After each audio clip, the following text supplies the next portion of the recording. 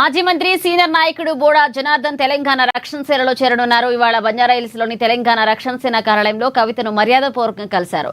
ఇక త్వరలోనే తన అనుచరులతో కలిసి టీఆర్ఎస్ లో చేరతానని తెలిపారు. సింగరేణి బొగ్గుగరల ప్రాంతంలో టీఆర్ఎస్ ను బలోపేతం చేసేందుకు తన వంతుగా కృషి చేస్తానని పేర్కొన్నారు.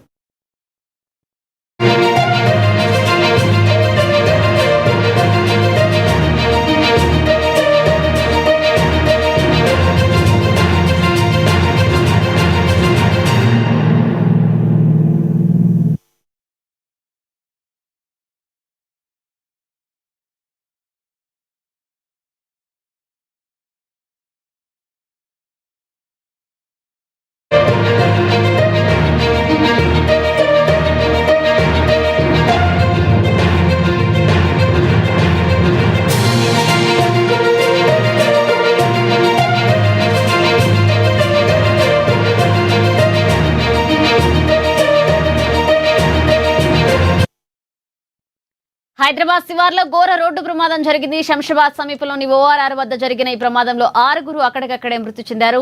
పెద్ద Golconda outer ring road exit number 16 దగ్గర ఆగి ఉన్న ఓ లారీని వెనక నుంచి వచ్చిన కారు ఢీకొట్టింది. ఈ ప్రమాదంలో కారులో ప్రయాణిస్తున్న 7 6 ఘటనా స్థలంలోనే ప్రాణాలు కోల్పోయారు. మరొకరి పరిస్థితి విషమంగా ఉంది. మృతులంతా శంషాబాద్ నుంచి గచ్చిబౌలి వైపు వెళ్తుండగా ఈ ప్రమాదం జరిగినట్లుగా పోలీసులు గుర్తించారు. స్థానికుల సమాచారంతో పోలీసులు ఘటనా స్థలానికి చేరుకుని కేసు నమోదు చేసుకుని దర్యాప్తు చేపడుతున్నారు.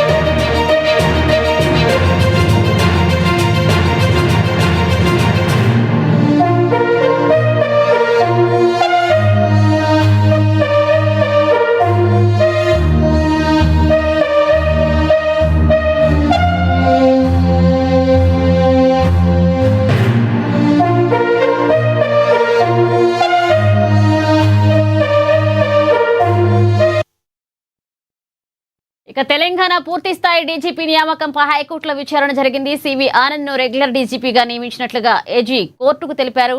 పూర్తి స్థాయి డీజీపీ నియామక జీవో పరిధిని కోర్టుకు సమర్పించారు. ప్రభుత్వం ఇచ్చిన జీవోను హైకోర్టు పరిగణలోకి తీసుకుంది.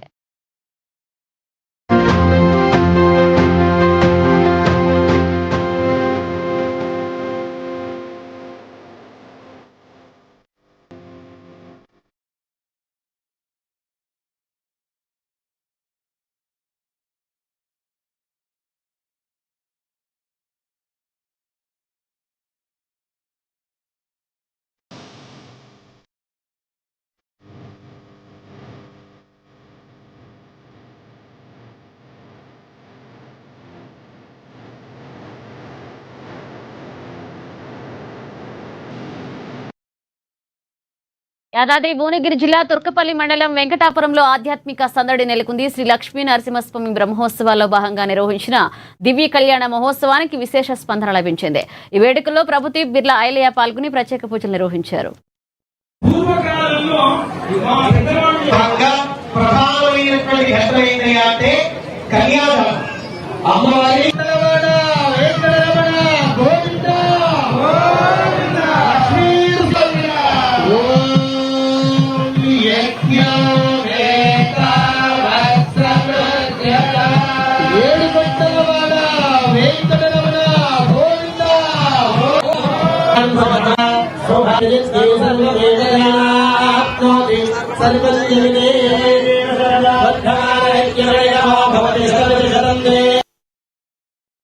నల్గొండ జిల్లా చిట్యాల మండలం వెలిమినేడు వద్ద గల నోష్ ఫార్మా కంపెనీలో భారీ ప్రమాదం సంభవించింది. కంపెనీలోని రియాక్టర్ ఒక్కసారిగా పేలడంతో పరిసర ప్రాంతాలు దద్దరిల్లాయి. ఇక ప్రమాద సమయంలో 3వ బ్లాక్ లో 9 మంది సిబ్బంది విధులు నిర్వహిస్తుండగా వారిలో ఒకరి పరిస్థితి విషమంగా ఉంది.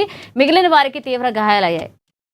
పేలుడు తాటికి దట్టమైన పొగలు అలుముకోవడంతో స్థానికులు భయాందోళనకు గురయ్యారు. సమాచారం అందుకున్న నకరేకల్ ఎమ్మెల్యే వేముల వీరేశం ప్రమాదంపై ఆరా తీశారు.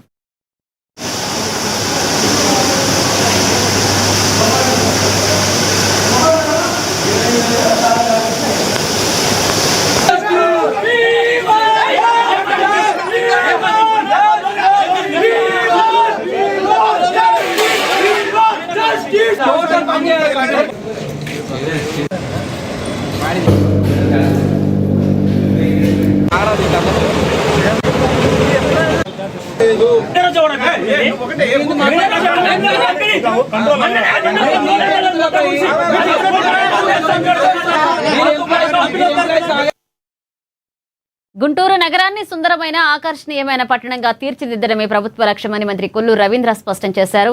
నగరాభివృద్ధిపై నిర్వహించిన సమీక్షా సమావేశంలో ఆయన కీలక వ్యాఖ్యలు చేశారు. సురక్షిత త్రాగునీరు, మెరుగైన పారిశుద్ధ్యం, ఆహ్లాదకరమైన పార్కుల ఏర్పాటుకు ప్రాధాన్యత ఇవ్వాలంటూ అధికారులను ఆదేశించారు. శంకర విలాస్ ఫ్లైఓవర్ పనులకు 2027 నాటికి పూర్తి చేయాలని, ఇన్నర్ రింగ్ రోడ్డు పనుల్లో ఆటంకాలను తొలగించాలన్నారు. ఇక ఈ సమావేశంలో ఎమ్మెల్యేలు మాధవి, బుర్లా రామాంజనేయులు పాల్గొని నగరంలోని ప్రజా సమస్యలు మంత్రి దృష్టికి తీసుకువెళ్లారు.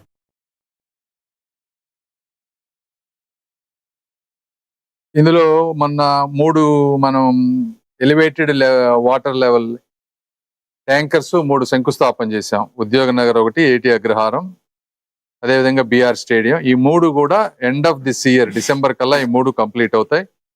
అదేవిధంగా గోరంట్ల వాటర్ ట్యాంక్ మీరు పైది తీసుకుంటే అది కూడా చాలా రోజుల నుంచి పెండింగ్ ఉంది. అది కొత్త కాంట్రాక్టర్ని పిలిచారు, చాలా వరకు వర్క్ అయిపోయింది. ఇంకో రూఫ్ ఒక్కటి కొద్దిగా పెండింగ్ ఉంది. ఇది కూడా జూలై 1st వీక్లో కంప్లీట్ చేసుకొని జూలై 1st వీక్లో దాన్ని కూడా ఓపెన్ చేస్తాం. అదేవిధంగా కమిషనర్ గారు సమ్మర్లో డ్రింకింగ్ వాటర్ కానీ అంటే హెవీగా ఉన్నాయి కాబట్టి ఇన్నోవేటివ్గా ఒక 50 ఈ చలివేంద్రాలు ఇవి వాటర్ సప్లై చేయటం, అదేవిధంగా ట్రాఫిక్ ఏరియాల దగ్గర గ్రీన్ మ్యాట్స్ వేయమని చెప్పాము. ఎందుకంటే ట్రాఫిక్ ఆగి ఆ బైక్ల మీద ఉన్న వాళ్ళకి అవన్నీ కూడా చేస్తూ ఉన్నారు. తర్వాత అవి కాకుండా ఇంకొక 2 sites లో ఈఎల్ఎస్ఆర్ ఈ ఎలివేటెడ్ ట్యాంక్ కావాల్సినటువంటి ల్యాండ్స్ మన పెద్ద పలకలూరు ఒకటి, చిన్న పలకలూరు, అంకిరెడ్డిపాలెం ఈ రెండు ఏరియాల్లో కొన్ని సైట్ ఐడెంటిఫికేషన్ పనిలో ఉన్నారు. అవి కాకుండా వాటర్ సప్లైలో క్వాలిటీ టెస్టింగ్ అన్ని ఇంప్రూవ్ చేయమన్నా వాటిని ఆ టెస్టింగ్, క్లోరినేషన్, డీప్ క్లీన్ దానికి ఒక స్టాండర్డైజ్డ్ మెకానిజం, అకౌంటబిలిటీ క్రియేట్ చేశారు. అది కూడా బాగుంది. అదేవిధంగా ఇప్పుడు వేరే రెగ్యులర్ శానిటేషన్ తీసుకుంటే 200 ఈ ఆటోస్ స్వచ్ఛాంధ్ర కార్పొరేషన్ ద్వారా గౌరవ ముఖ్యమంత్రి గారు అన్ని సిటీలు క్లీన్ గా ఉండాలని ఇవన్నిటిని ఇస్తా ఉన్నారు. అందులో 200 ఈ ఆటోస్ గుంటూరుకు వచ్చినాయి. అవి కూడా త్వరలో వస్తే ఇంకా కొంచెం ఎఫెక్టివ్ గా మనకి నడుస్తుంది. అదేవిధంగా ఇక్కడ 4 గార్బేజ్ స్టేషన్స్ లో మనం వర్క్ చేయాలనుకుంటే ఇప్పుడు 1 మాత్రమే వర్క్ స్టార్ట్ అయింది. మిగిలినవి కూడా. పల్నాడు జిల్లా వినుకొండలో ఇన్ఛార్జి మంత్రి గొట్టిపాటి రవికుమార్ పర్యటించారు. ఈ సందర్భంగా సుమారు 5 కోట్ల రూపాయలతో నిర్మించిన కేవీ సబ్ స్టేషన్ ను ఆయన ప్రారంభించారు. లో వోల్టేజీ సమస్యల పరిష్కారమే లక్ష్యంగా సెమీ ఇండోర్ సబ్ స్టేషన్లు అందుబాటులోకి తెస్తున్నామన్నారు. పీఎం సూర్యఘర్ పథకం ద్వారా రాష్ట్ర వ్యాప్తంగా 6 లక్షల ఉచిత సోలార్ కనెక్షన్లను 3 నెలల్లో పూర్తి చేస్తామని మంత్రి స్పష్టం చేశారు. అలాగే పీఎం కుసుమ్ ద్వారా రైతులకు పగటిపూట 9 గంటలు నాణ్యమైన విద్యుత్ అందిస్తామని, కూటమి ప్రభుత్వం అధికారంలోకి వచ్చాక విద్యుత్ ఛార్జీలు పెంచలేదని గొట్టిపాటి రవికుమార్ అన్నారు.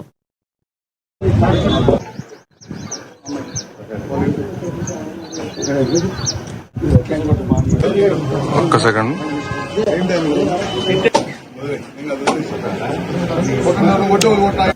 78,000 కాకుండా అదనంగా ఇంకొక 20,000 మనం 2 కిలోవాట్లు అయితే కిలోవాట్కి 30,000 అనమాట. 2 కిలోవాట్లు పెట్టుకుంటే వాళ్ళు ఇచ్చే 60,000 కాకుండా మనం ఇంకొక 20,000 ఇస్తాం. 3 కిలోవాట్లు అయితే సెంట్రల్ గవర్నమెంట్ 78,000 ఇచ్చింది, మనం ఇంకొక 20,000 ఇస్తాం బీసీలకి అయితే. ఇట్లా అన్ని వర్గాల ప్రజలకి, ఎందుకంటే మనకు అవకాశం ఉంది, మన భారతదేశంలో అవకాశం ఉంది. ఎండ ఉంటుంది, లైట్ ఉంటుంది, మనకి డే టైము. ఆ లైట్ ద్వారా కరెంటు మన ఇంటి మీద ఉత్పత్తి చేసుకునే అవకాశం ఉంది కాబట్టి దాన్ని చేసుకోవడానికి మనం అవకాశం ఉంది. దాన్ని ఇమీడియట్ గా అందరూ కూడా ఉపయోగించుకోవాలి. గ్రామంలో ప్రతి వార్డు మెంబర్ ఉన్నారు ఇక్కడ చాలా మంది. వాటిలో కూడా ఒక 10-15 పెట్టిస్తే ఆటోమేటిక్ గా ఎవరికైతే కనపడుతుందో వర్క్ చేసిన తర్వాత దానివల్ల ఉపయోగం కనపడుతుందో మిగతా వాళ్ళు కూడా ముందుకు వస్తుంటారు అనమాట. అది ముఖ్యమంత్రి గారు ప్రత్యేకమైన దృష్టి పెట్టి ఈ కార్యక్రమాన్ని చేపించమని పదే చెప్తా ఉన్నారు. అదే కాకుండా ఆర్టీఎస్ఎస్ కింద ఇవాళ మనకి 12 ఫీడర్లు ఉన్నాయి మన కాన్స్టిట్యున్సీలో. 12 ఫీడర్లు 6 ఫీడర్లు చేసేసారు, పని అయిపోయింది. ఇంకొక 6 ఫీడర్లు చేపించాలి. మొన్న ఎస్టీల గ్రామాలకు వెళ్ళే దగ్గర ఏదో ప్రాబ్లం ఉంటే సర్వే కూడా చేపిస్తున్నాము. అది కూడా సర్వే అయిపోయిన తర్వాత ఈ సమ్మర్ లో టోటల్ గా కంప్లీట్ చేపించాలని కోరుతా ఉన్నాం. అది కాకుండా మన జిల్లాకు వచ్చేసరికి దాదాపు 42 మెగావాట్లు విద్యుత్తు ఎట్లా ఇళ్ల మీద ఎట్లా పెడుతున్నాం, అట్లాగే పొలాల్లో కూడా పెట్టి ఎక్కడైతే సబ్ స్టేషన్స్ ఉంటాయో 11 kV లైన్స్ ఉంటాయో అక్కడ పగలపూట విద్యుత్ తయారయ్యి ఆ సబ్ స్టేషన్కి ఇచ్చి దాని ద్వారా మనం వ్యవసాయానికి ఇద్దామని చెప్పి అనుకుంటున్నాం. అది కూడా టెండర్ పిలిచాం, అయిపోయింది. అది కూడా ఈ జిల్లాలో 42 మెగావాట్లు వచ్చింది. అది కూడా తొందరలోనే స్టార్ట్ చేస్తాం. ఫస్ట్ విడతగా 42 మెగావాట్లు తీసుకున్నాం ఈ జిల్లా మొత్తం మీద.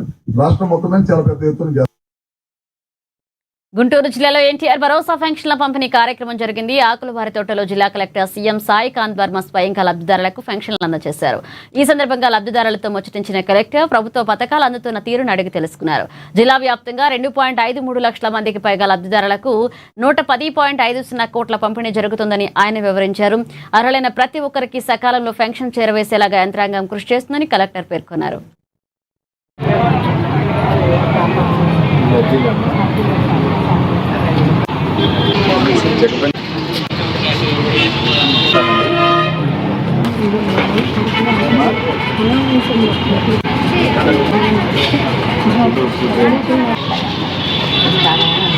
అందరూ కలిసి ఏమైనా చేసే ఉందా?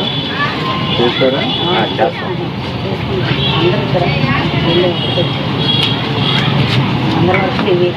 చేసుకున్నారు కూడా చెక్కలు తెచ్చుకుంటే ఇంట్లో.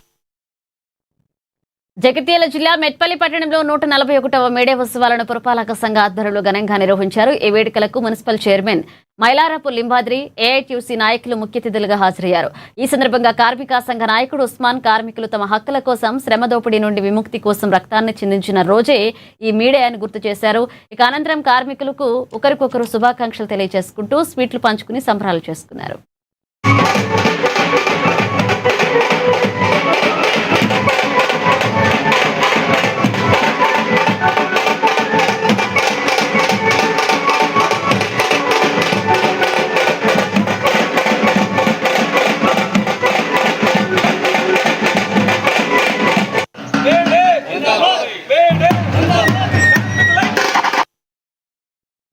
మహబూబాద్ జిల్లా మరిపేడ మండలం అనేపురం గ్రామ పంచాయతీలో ప్రభుత్వ ఆస్తి దుర్వినియోగం అవుతుందనే ఆరోపణలు వెలువెత్తుతున్నాయి. గ్రామ పారిశుద్ధ్య పనుల కోసం కేటాయించిన పంచాయతీ ట్రాక్టర్ను సర్పంచ్ మళ్లీ కంటి పనుమతి ఏకన్న తన సొంత వ్యవసాయ పనులకు వాడుకుంటున్నారని గ్రామస్తులు ఆవేదన వ్యక్తం చేస్తున్నారు. ట్రాక్టర్కు అయ్యే డీజిల్, మరమ్మతు ఖర్చులు మాత్రం పంచాయతీ నిధుల నుంచి వెళ్తున్నాయంటూ మండిపడుతున్నారు. ఇప్పటికైనా ఉన్నతాధికారులు స్పందించి ప్రజా ఆస్తిని కాపాడాలని స్థానికులు కోరుతున్నారు.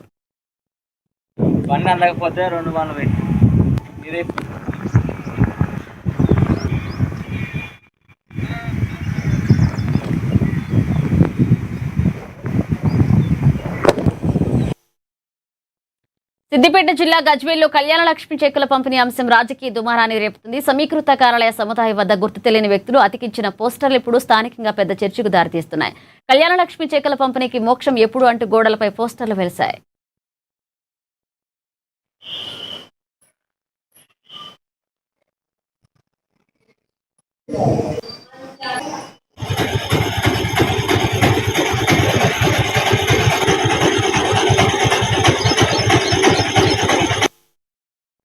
మహబూబాద్ జిల్లాలో పెను ప్రమాదం తప్పింది. కొత్తగూడ మండలం గువ్వలబోడు సమీపంలో బార్దాన్ లోడ్తో వెళ్తున్న ఓ బొలోరో వాహనం అగ్ని ప్రమాదానికి గురై అనంతరం బోల్తా పడింది. అడవిలో మంటలు ఎగిసిపడినప్పటికీ జరిగిన ఈ ప్రమాదంలో వాహనం పూర్తిగా దగ్ధమవ్వగా డ్రైవర్కు తీవ్ర గాయాలయ్యాయి. నరసంపేట నుంచి గంగారం వెళ్తుండగా చిలకమ్మ నగర్ అడవిలో రేగిన మంటలు వాహనంలోని బార్దాన్కు అంటుకున్నాయి. రియర్ మిర్రర్లో మంటలను గమనించిన డ్రైవర్ సుధాకర్ వాహనాన్ని ఆపే ప్రయత్నంలో అదుపు తప్పి బోల్తా పడింది.